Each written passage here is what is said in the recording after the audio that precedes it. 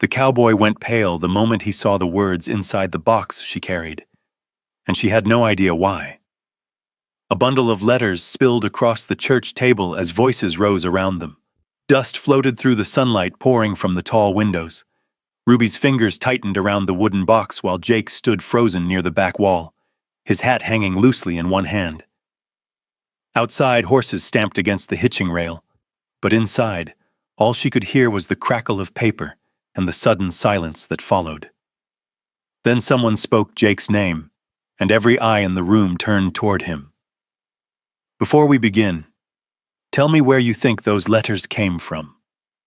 The first thing people noticed about Ruby Ellis was that she never hurried, not after the accident. 3 years had passed since the wagon overturned on a narrow stretch of road west of Cedar Bluff. 3 years since she had stood beside a fresh grave beneath a lonely cottonwood tree and watched the last of the mourners ride away. Since then, life had grown smaller. Her little farm beside Cotton Creek needed tending. Chickens needed feeding. Fences needed mending. Firewood needed stacking before winter found its way down from the mountains. Most days, that was enough. Most nights, it wasn't. Those were the nights she reached for the wooden box beneath her bed. Inside were letters. Some were folded so many times the edges had softened. Others still carried traces of trail dust from distant places, each one signed the same way. Jay, that was all he ever used. A single letter. A stranger who somehow knew exactly what loneliness sounded like. On a cool September morning in 1886, Cedar Bluff was buzzing with fresh gossip. A cowboy had moved into the abandoned cabin near Cedar Ridge. Folks said he worked from sunrise to dark. Folks said he barely spoke. Folks said he looked like a man trying to leave something behind. Ruby listened while buying flour from Hannah Reed's store. Then she went home. An hour later, cinnamon drifted from her kitchen. By noon, a fresh apple pie sat cooling on her table. Before she could change her mind, she wrapped it in a faded cloth and started walking toward Cedar Ridge. The cabin appeared beyond a split-rail fence. Someone had already repaired the porch. A broken shutter had been rehung. Fresh axe marks showed on a stack of pine logs beside the shed. Whoever lived here worked hard. Ruby stood at the door longer than she meant to. Then she knocked. A chair scraped inside. Bootsteps crossed the floor. The door opened. The man standing there was taller than she expected. Broad shoulders, sun-browned skin. A worn denim shirt rolled to his forearms. For a second, neither spoke. Then Ruby lifted the pie.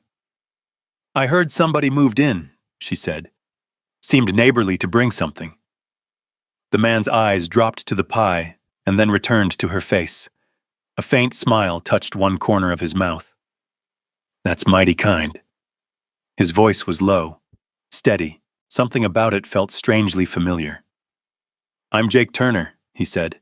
"Ruby Ellis." He stepped aside. "Would you care for coffee?" Normally she would have refused. Instead, she found herself nodding. The cabin smelled of fresh-cut pine and wood smoke.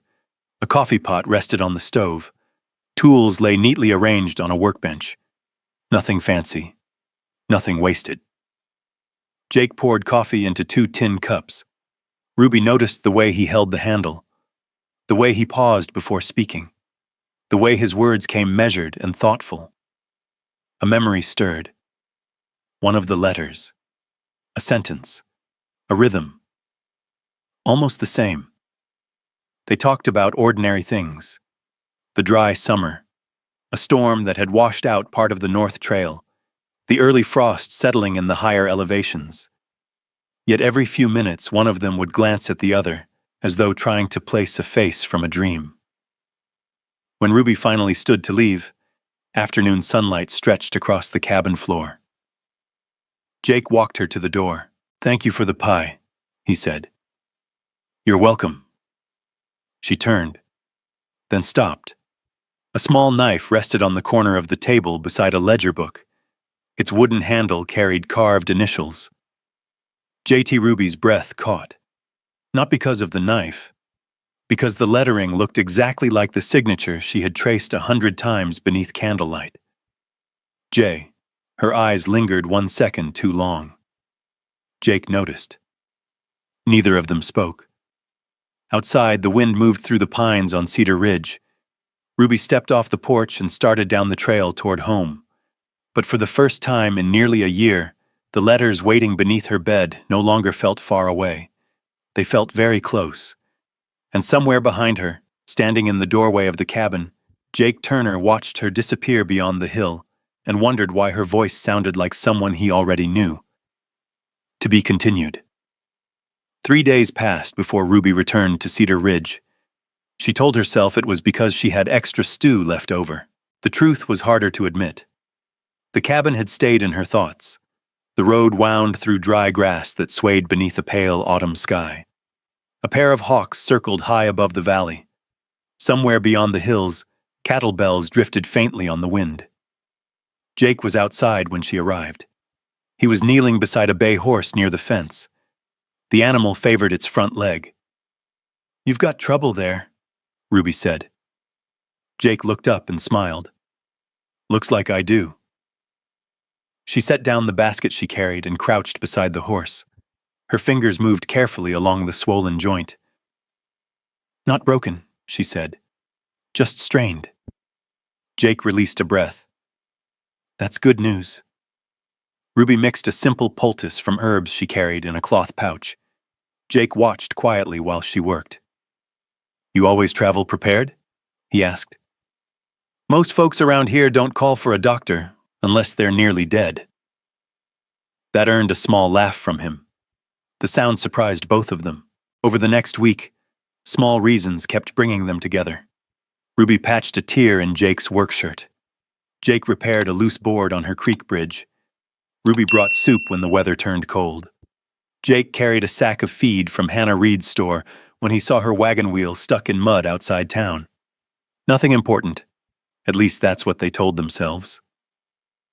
One afternoon, they stood beside Ruby's water wheel after a strong windstorm. The wooden paddles had jammed against debris carried downstream from the hills. Jake rolled up his sleeves and stepped into the shallow water. For nearly an hour, they worked side by side. Neither talked much. They didn't need to. The creek rushed around the stones. A meadowlark called somewhere across the valley. When the wheel finally began turning again, Ruby smiled before she realized she was doing it. Jake noticed. He looked away first. At Hannah Reed's store, people began noticing things too. Nothing scandalous, just small things. The cowboy who always worked alone now stopped to ask whether Ruby needed anything hauled home.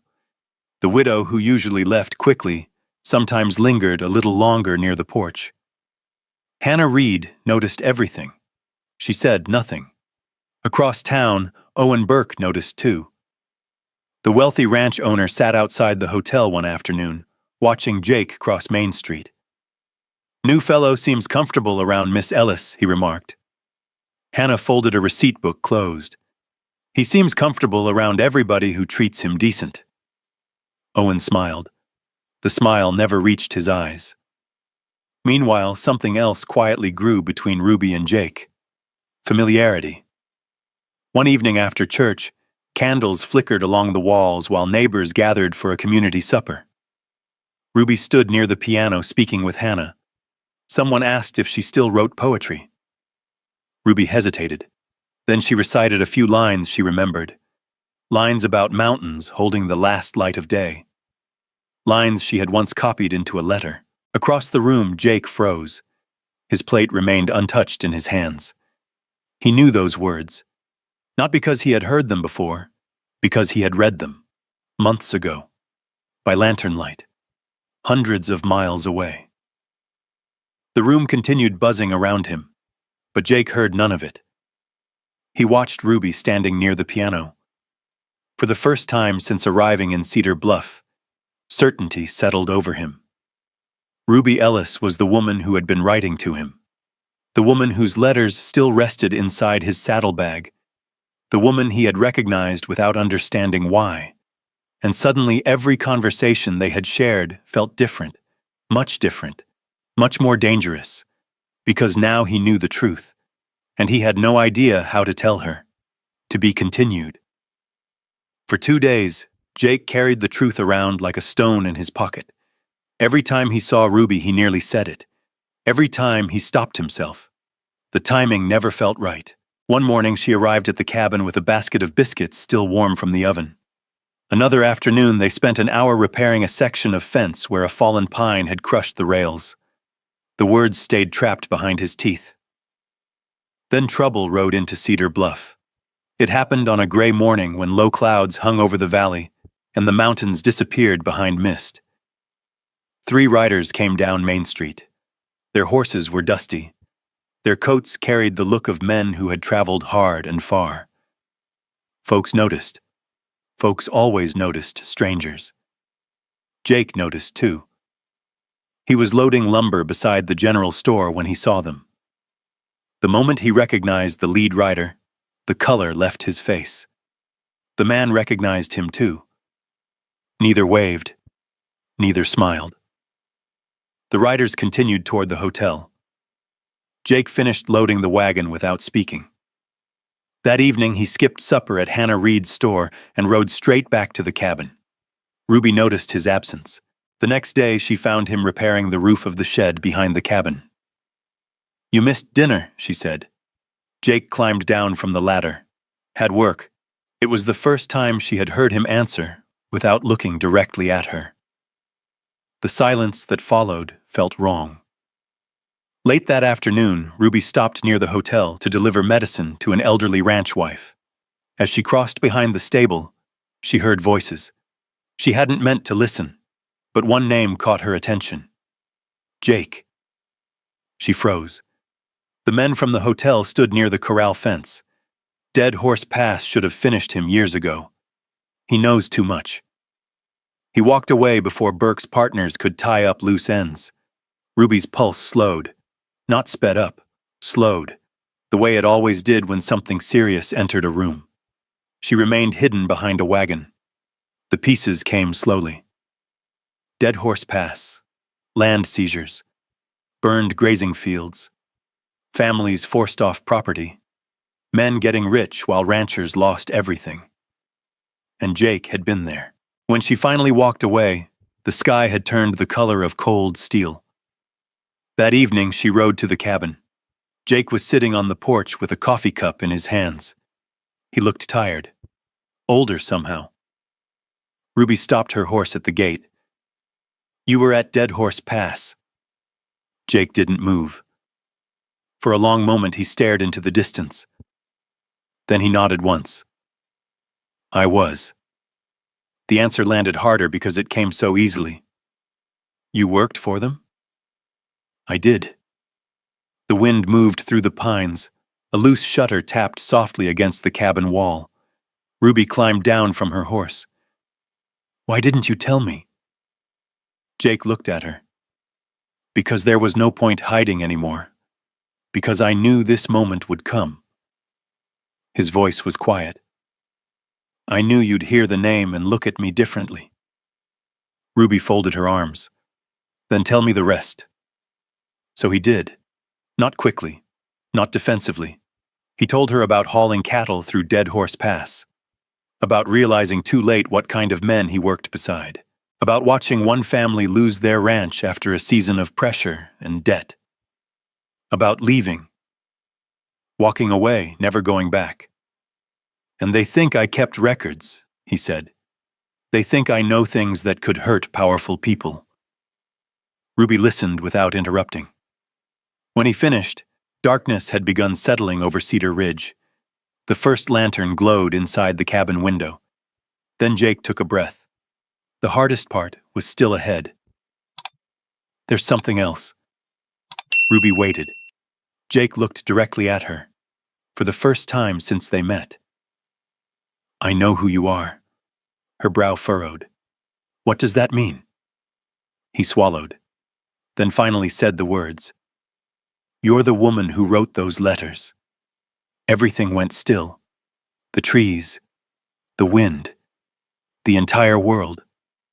Ruby stared at him. Jake continued before courage failed him. I knew after church.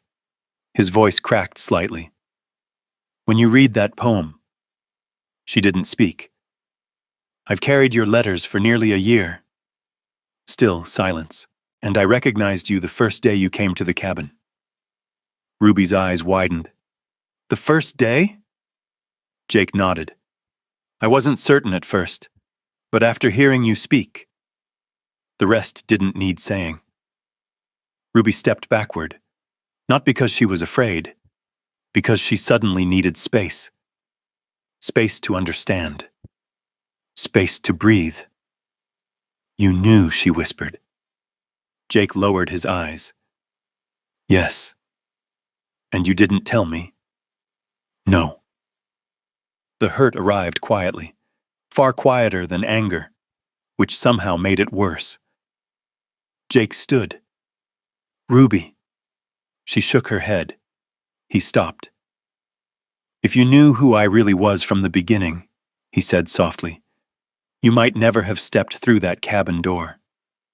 The words hung there, heavy, final. Ruby looked at him for a long moment, at the man from the letters, at the cowboy standing before her, at the stranger and the friend somehow occupying the same space. Then she turned, mounted her horse, and rode away into the gathering dark. Jake remained on the porch long after she disappeared beyond the ridge. The lantern behind him flickered softly, and for the first time in months, the cabin felt empty again. To be continued. The next morning, Ruby did not go into town. She did not ride to Cedar Ridge. She did not open the gate at the front of her property. The world beyond Cotton Creek could wait. A cold rain settled over the valley and stayed for 3 days. Water tapped softly against her kitchen window. The stove crackled. The clock on the shelf marked each quiet hour. Ruby spent most of that time alone.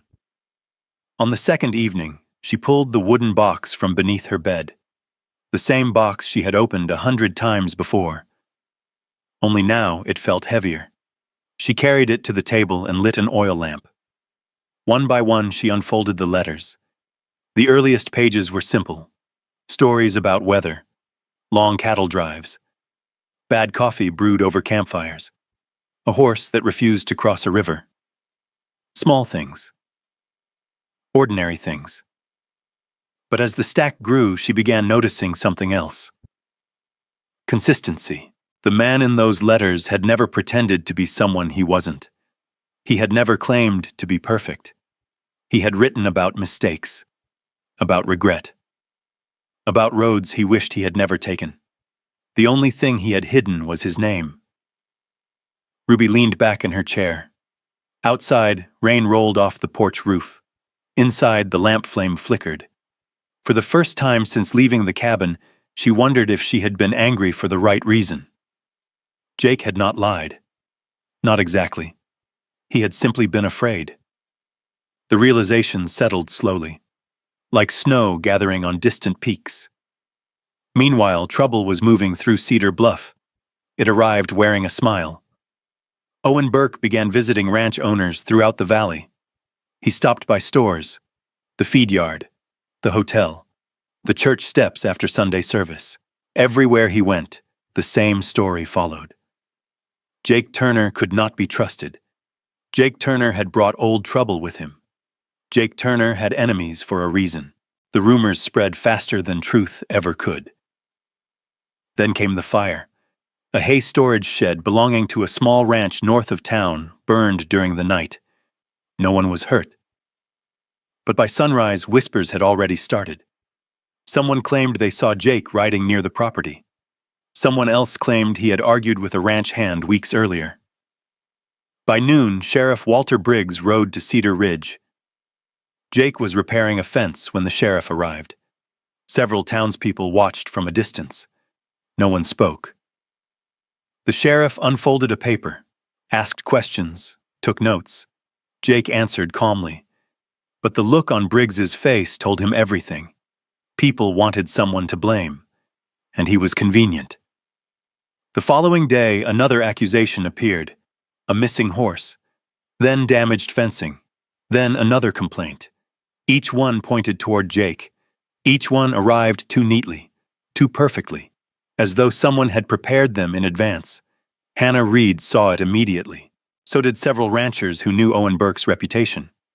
But suspicion is easier to spread than proof. 3 days later, Ruby finally rode into town.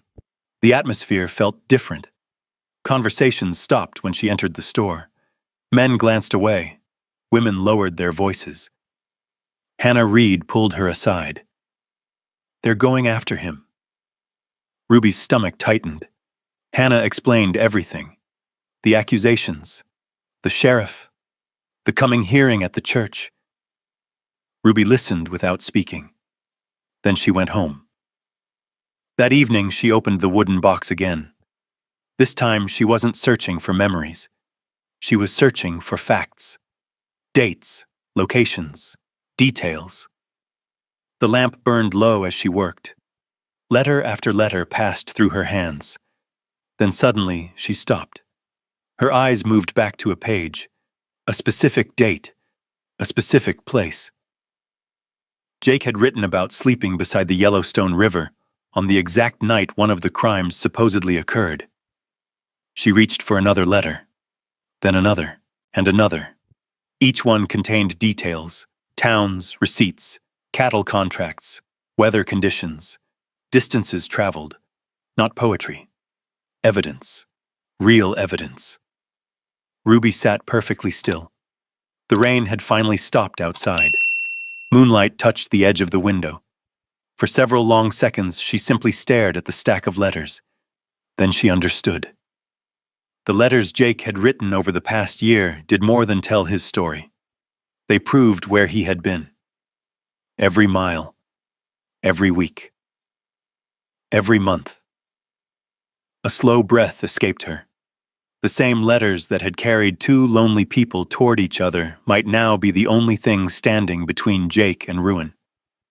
Ruby carefully gathered every page, tied them together with ribbon, and for the first time since she rode away from the cabin, she knew exactly what she had to do. To be continued. The church bell rang twice on a cold Thursday morning. By 9 o'clock, most of Cedar Bluff had gathered inside the white wooden church at the center of town. Ranchers stood near the back wall. Store owners filled the middle rows. Farmers and hired hands crowded the aisles. Everyone had come to hear what would happen to Jake Turner. Sheriff Walter Briggs sat near the front with a stack of papers beside him. Jake stood alone near one of the windows. His hat rested in his hands. The sunlight falling through the glass caught the dust floating in the room. He looked tired, like a man who had spent too many nights preparing for bad news. Across the room sat Owen Burke, well-dressed, relaxed, confident. The kind of confidence that comes from believing a story has already been decided. Then the church doors opened. Every head turned. Ruby Ellis stepped inside carrying a wooden box, the same box that had spent months beneath her bed. The room fell quiet. She walked down the aisle without hurrying, without looking left or right. When she reached the front, she placed the box on the table. Sheriff Briggs frowned. "Miss Ellis?" Ruby untied the ribbon around the letters. "I believe these belong in the record." The sheriff exchanged a glance with the county clerk. Then he nodded. One by one, the letters were examined. Dates, locations, town names, supply receipts folded between pages, notes about weather, mentions of river crossings and cattle deliveries, week after week, month after month. The evidence formed a trail, a real trail, the kind that could be followed. Soon the room began to shift. People whispered, heads turned. Several ranchers recognized dates from cattle shipments they had signed themselves. Others remembered seeing Jake in places hundreds of miles away when some of the accusations supposedly happened. Hannah Reed stood. Then another ranch owner stood. Then another. Each offered small pieces that matched the letters. By noon, the story Owen Burke had built was beginning to crack. His smile disappeared. The sheriff's questions grew sharper. The county clerk reviewed land records brought in from neighboring districts. Several signatures didn't match. Several debt claims looked suspicious. Then came the final break. A rancher from the Northern Valley produced copies of payment ledgers tied to Burke's operations. The dates connected everything. The room erupted into low conversation. Owen rose to his feet. "This is ridiculous." No one answered. His eyes landed on Ruby. For a brief moment, frustration replaced charm. "You expect people to take the word of one woman over years of business records?" Ruby met his gaze calmly. She said nothing. She didn't need to. The letters were speaking for themselves. Jake watched from across the room. He had spent most of his life riding away from trouble, yet somehow this woman had walked directly into it for him. Sheriff Briggs finally stood. "The accusations against Jake Turner are withdrawn." A murmur swept through the church. The sheriff continued, "There is sufficient reason to investigate Mr. Burke's financial dealings and property claims." The silence afterward felt enormous. Owen's shoulders sagged. For the first time, he looked uncertain. Outside, church bells rang noon. Inside, the weight that had hung over Cedar Bluff for weeks finally began to lift. People slowly filed toward the doors. Some stopped to shake Jake's hand. Others nodded respectfully toward Ruby. Small gestures, but meaningful ones. Jake waited until the crowd thinned. Then he crossed the room. Ruby was gathering the letters back into the wooden box. Neither spoke at first. The church had become strangely quiet. Only the creak of floorboards remained. Jake looked at the letters, then at her. "You saved me." Ruby closed the lid. "No." Her voice was gentle. The truth did. For a moment, neither moved. Then Jake smiled. Not the careful smile he usually wore. A real one. The kind she had imagined many times while reading his letters. Winter passed. Snow covered the valley. Then spring arrived. The mountains turned green again. Wildflowers appeared beside Cotton Creek. One April morning, Ruby found a single envelope resting on her porch. No return address. No explanation. She already knew who had sent it. Inside was one sentence. "For the first time in my life, I don't need to write to find you." Ruby read it twice. Then she stepped outside. A horse stood beyond the gate. Jake Turner waited beside it. The morning breeze moved through the grass. In his hand was a small velvet box, worn smooth with age. "My mother's ring," he said. No speech followed. No grand promises. No crowd gathered to watch. Just two people who already knew each other's hearts long before they knew each other's faces. Ruby looked at him, at the man from the letters, the man from the cabin, the man who had finally stopped running. Then she smiled, and this time neither of them needed words, because sometimes the longest journey isn't across mountains or open prairie. Sometimes it's simply finding the courage to stay. The cottonwoods along the creek rustled softly in the spring wind, and for the first time in a very long while, neither of them was waiting for tomorrow to begin. The end. As the sun settled behind the Montana hills and the shadows stretched across Cotton Creek, it was hard not to think about how close Ruby and Jake came to missing each other. A different choice, a different day. One unopened letter, one pie never baked, and their paths might have passed like strangers in the wind. Maybe that's why this story lingers. Because if you place yourself where Ruby stood, carrying old grief and wondering whether your best days were already behind you, you understand how much courage it takes to open the door one more time. And if you've ever carried mistakes the way Jake did, believing they would always follow you, then you know how powerful it is when someone sees the whole truth and stays anyway. Sometimes healing doesn't arrive with fanfare. Sometimes it comes quietly.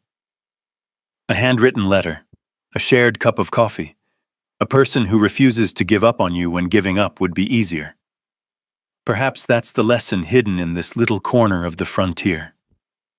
Love is not about finding someone perfect. It's about finding someone who knows your scars and still chooses to walk beside you. I'd love to hear from you. If you were Ruby or Jake, what part of this journey would have stayed with you the longest? And if stories like this bring you comfort at the end of a long day, I hope you'll stay a little longer. There are still more dusty roads, forgotten secrets, second chances, and heartfelt Western love stories waiting just beyond the next horizon. Until then, take care of yourself, and we'll meet again in the next story.